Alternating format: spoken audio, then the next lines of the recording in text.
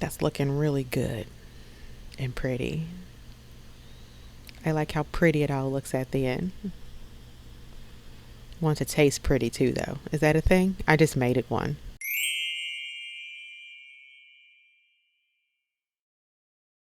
Welcome back, friends, or if you're new here, hey, this is Lauren, the Soap Witch, and this little happy quarter of these here internets is where I play in my hair, mix up my magical concoctions, or even go rogue on a recipe in the kitchen. So, obviously, today we're here in Witch's Kitchen. Just only going to go a small bit rogue because on baking I like to stay on task mostly. So, I'm adding some butter to a bowl here, some softened butter, not directly from the fridge, and I do have this recipe listed down in the description below. And I also added my additions because I wanted 3 cakes to stack instead of 2 cakes to stack. So there's a small bit of rogueness here, but not my usual, okay? So I've already also started to preheat my oven to 350 degrees.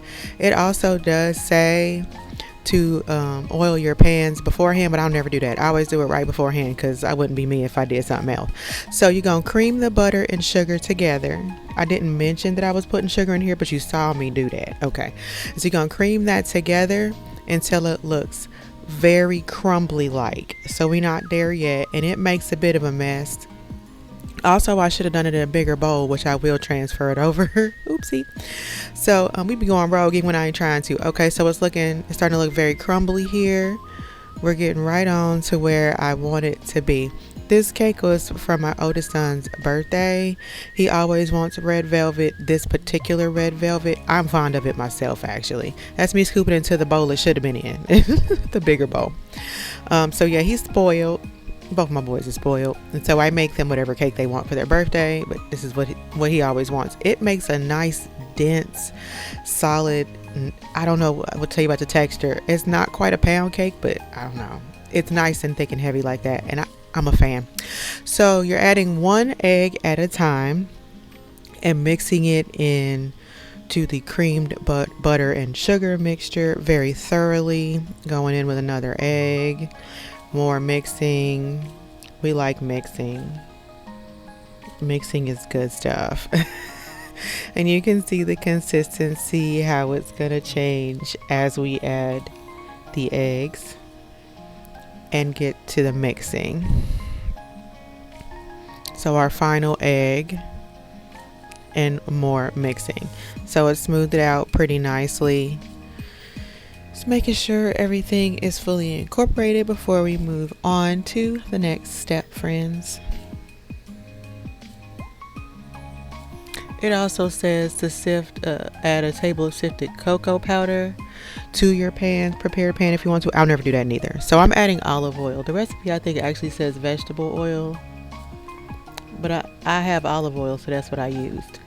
It says cooking oil, actually, but I used olive oil because I cook with that. Okay, so and then I added some cocoa powder. Gonna add the red food coloring, and then following up with the vanilla extract, all per the specifications. Going in with vinegar, and going to take my little tiny whisk and just whisk that together. I want to make sure all of that's nicely and fully incorporated because I'm an obsessive stirrer, whether it's stirring soap or stirring cake batter. All right. Now we're going to dump all that into the bowl, and we're going to give that a nice little healthy mix right there. Mix it up.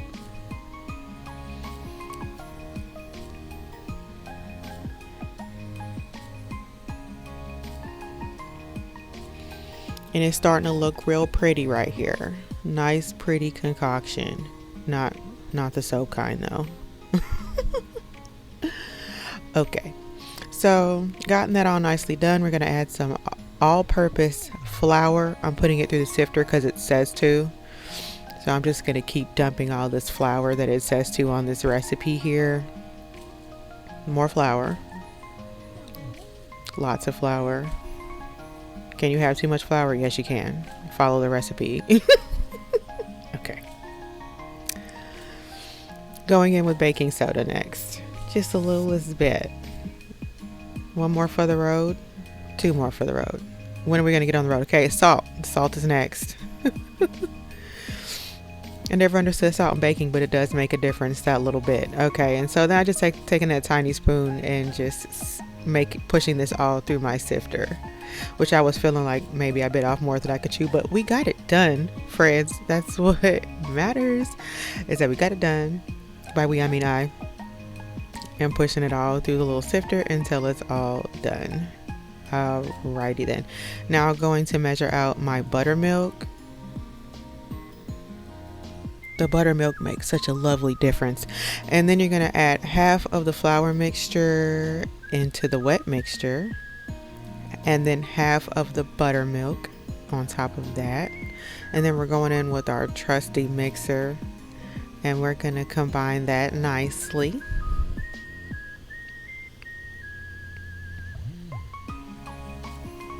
That's looking really good and pretty. I like how pretty it all looks at the end. Want to taste pretty too though. Is that a thing? I just made it one. Okay. And then adding the rest, the other half of the flour mixture and the rest of the buttermilk. And going back in with the trusty mixer to make sure it's all nicely and fully incorporated.